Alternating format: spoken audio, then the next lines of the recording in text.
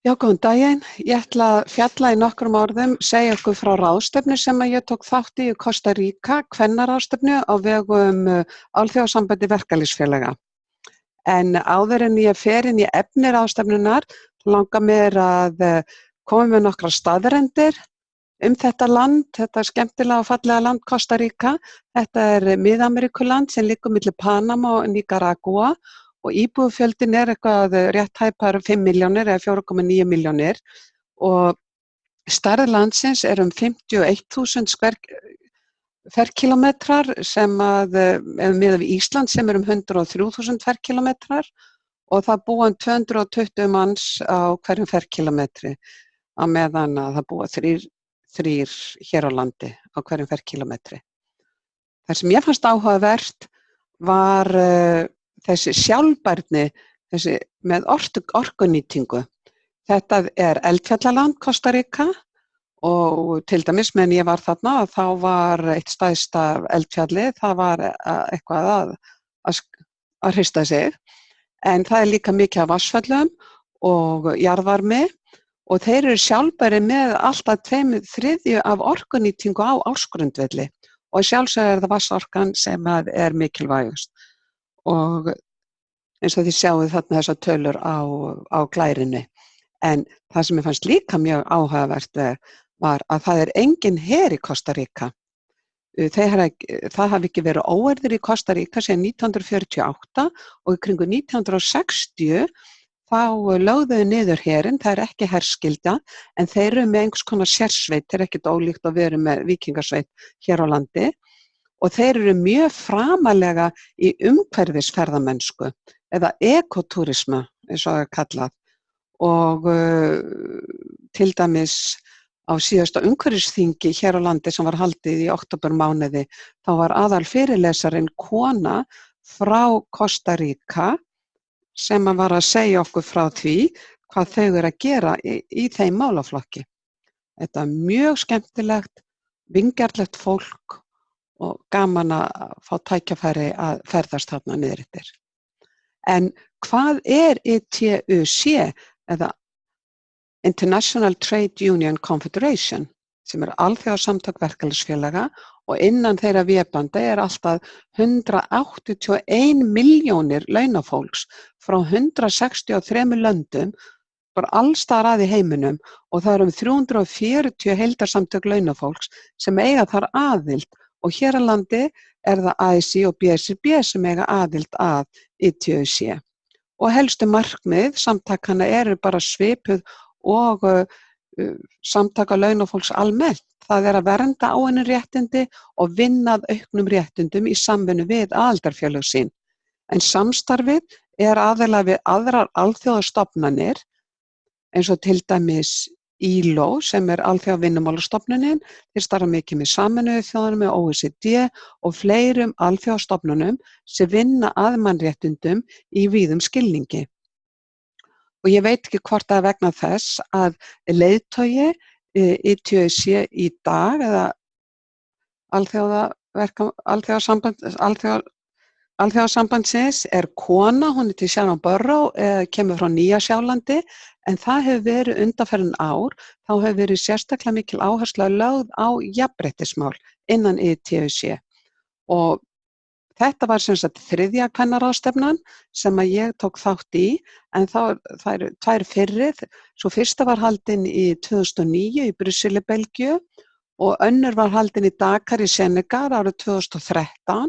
Og það er mjög áhugavert að helsta krafa þeirra ráðstefnum var að Alþjóðavinnumálastofnunin ILO myndi hefja vinnu að undirbúningi alþjóðlegra samþykktar að útrýma ofbeldi gegn konum á vinnumarkaði.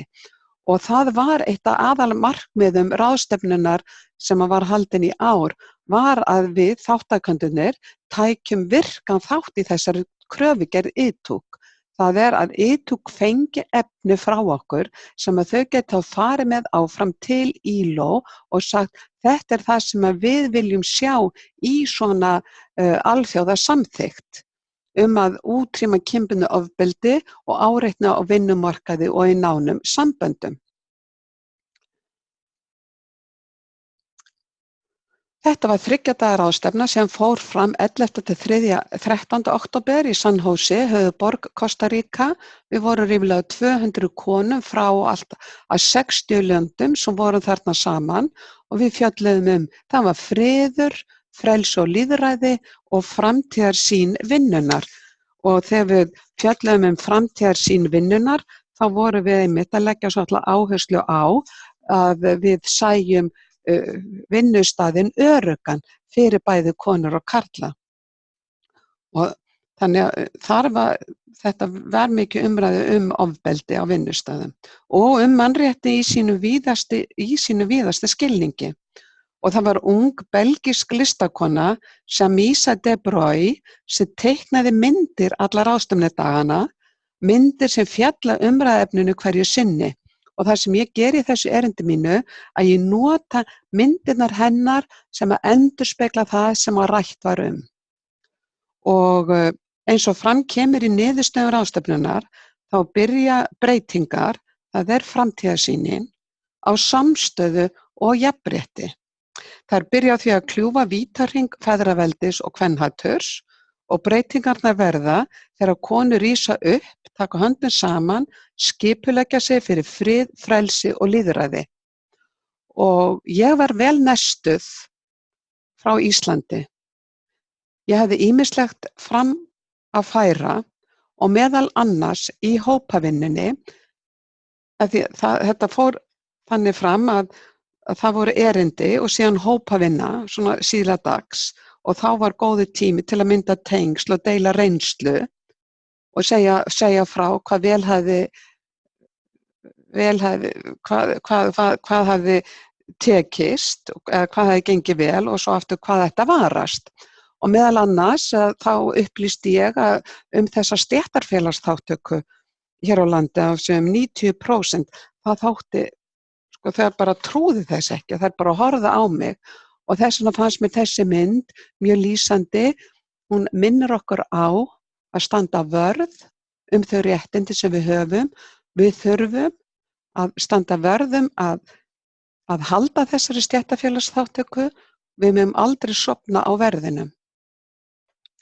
En umræða hefðbundin kvennastörf og ekki síst vanmat að starfi domestic workers eða heimilishjálpar eins og það hefur verið kallað hér á landi, það var mikið til umræðu. Þetta snertir konur sérstaklega í suðlærum löndum, og til dæmis konur í austri sem fara í vestur til að sinna börnum annarra kvenna meðan að þau skilja sín eigin börn eftir í heimalandinu og þau eru meira og minna alin upp af öfum og ömmum eða öðrum ættingjum. Og þessar konur eru mjög veikri stöðu en ILO, Alþjóðavinnumálastofnunin, það búið að gera samþykkt þar sem að fram kemur í þeirri alþjóðasamþykkt þeirra réttindi. Og þetta eitthvað sem við á Norðurlöndunum þurfum að vinna betur með. En einnig var fjallað vanmat á umönnunarstörfum og mikilvægi þess að skapa umhverfi þannig að konur geti sinnt sinni vinnu án þess að hafa miklar áhyggjur af velferð barna sinna. Við skulum hafa í huga enn og aftur að þarna voru konur allsstaðar frá í heiminum og staða kvenna mjög misjöfn þó svo að margt hafi verið sameiginlegt. Og enn og aftur alltaf var verið að tala að við þurftum að skipuleggja okkur og við þurftum að sýna samstöðu. Að sjálfsögðu var fjallað kynbundinn launamun og hvað væri hægt að gera þá og ég fékk tækifæri að í þessum 200 manna sal að segja frá jafnlaunastaðlunum. Það var kallað eftir því, það einhver hafði vissi af þessu og það var kallað eftir því að ég segði frá sem ég gerði og sérstaklega lagði áherslu á aðkomu verkalýðshreyfingarinnar að þeirri vinnu. Það var bara mjög áhugavert og margar konur sem komu til mín eftir á til að fá nánari upplýsingar. Það var fjallað jafnrétti kynja og sameiginlegu þátttöku kvenna og karla, mikilvægi þess að bæði kynin ynnu saman að jafnréttinu. Valdefling kvenna, það var líka og þetta vandamál sem virðist vera mjög víða að konur getur komist til áhrifa innan verkalýðshreyfingarinnar og í samfélaginu almennt og ETUC hefur unnið svolítið með þennan málaflokk og svo náttúrulega var minnt á að það mætti alls ekki sofna verðinum, baráttan heldur alltaf áfram. Við þurfum að gæta því að þó svo að eitthvað gangi vel að þá megum við ekki sofna. Það var líka fjallað og rætt umhverfismálin og umhverfisáherslur og konur og þátttöku kvenna og mikilvægi þátttöku kvenna í þeim málaflokki. Vegna þess að við höfum heilmikið fram að færa hér og ég gæti haldið heilan örfyrirlestur það hvernig umhverfisáhrif hafa umhverfisbreytingar og loftslagsbreytingar hafa áhrif á kjör og stöðu kvenna í suðlægum löndum. En það efni annars örfyrirlestrar. Svo ég komi nú að aðalmálefninu sem var kynferðisleg áreitni, kynbundið áreiti og ofbeldi á vinnustöðum og umræðina spurningum á ábyrgð hverra hún. Að sjálfsögðu hún á ábyrgð okkar í verkalýðshreyfingunni að sjá til þess að konur, jafnt og karlar, að fá öruggt umhverfi, að þau séu örugg í vinnunni. Og það má segja frá mjög skemmtilegu verkefni. Ég var með 2 ungum stúlkum frá þessari verkalýðshreyfingu í Chicago í vinnuhóp og þær voru að segja frá þessu. Og það Unite Here, eru samtök launafólks í Bandaríkjunum og Kanada. Þeir sem vinna í þjónustustörfum alls konar eins og veitinga- og hótelgeiranum við framleiðslu, heimilisþjónustu á flugvöllum, þvottahúsum og ýmiss konar iðnaði eins og til dæmis vefnaðinum.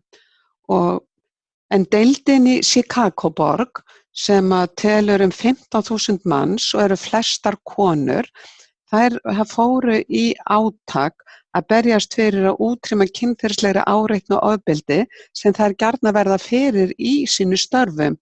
Þar sem þær eru oft einar með viðskiptavinum, til dæmis sem þernur á hótelum og svo náttúrulega allir í framreiðslu. Það verða fyrir kynferðislegri áreitni.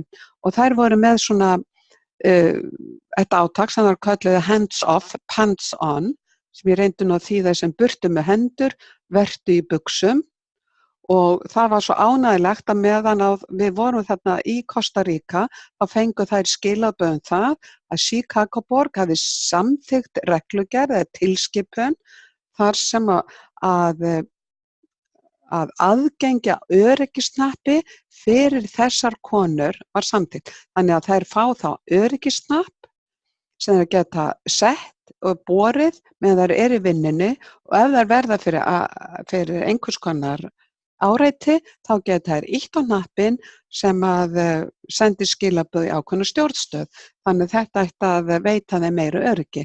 Þannig að þetta mjög gott dæmi þegar konur taka sig saman hvernig árangur getur orðið.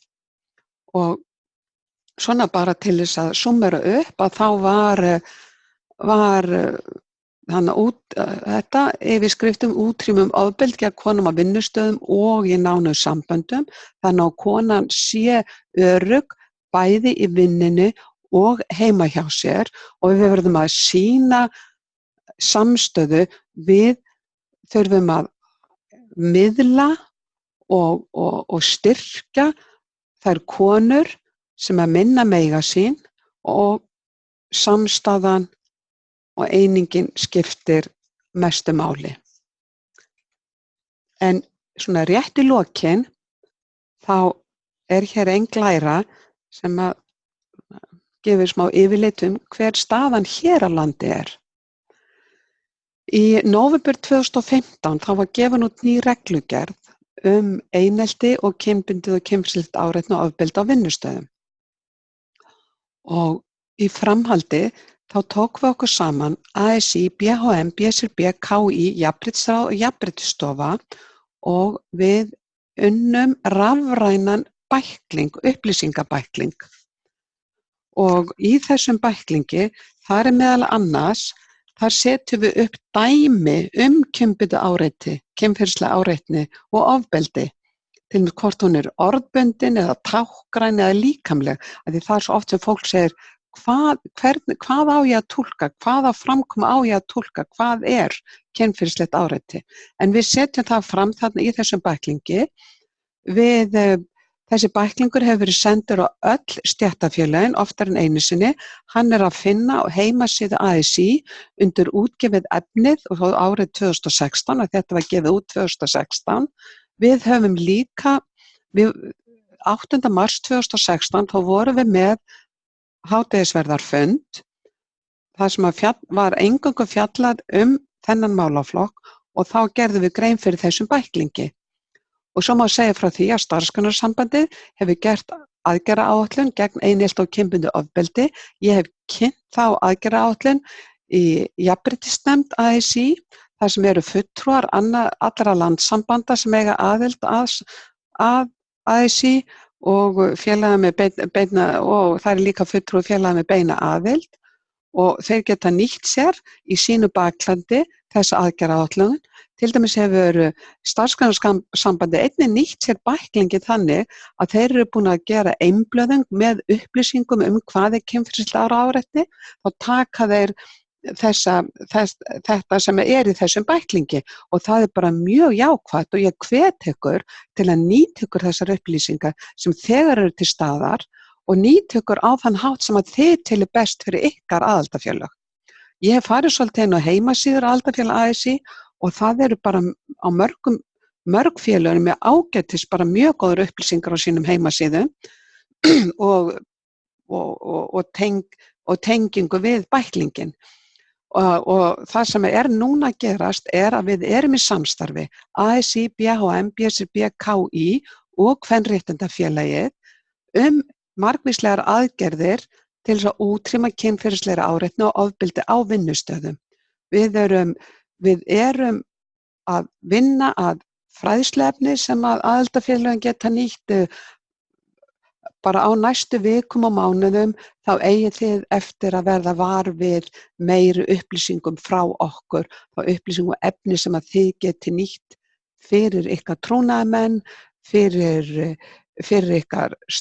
starfsfólk stéttarfélaga sem að þá eftir vill taka á móti einstaklingum sem að hafa lent í kynferðislega áreitni eða ofbeldi. Þannig að þetta allt í vinnslu og endilega líka ef að þið hafið góðar ábendingar eða ef að þið hafið gert eitthvað, þá endilega verið í sambandi við mig og sendi mér þær upplýsingar. Og þakka ég fyrir.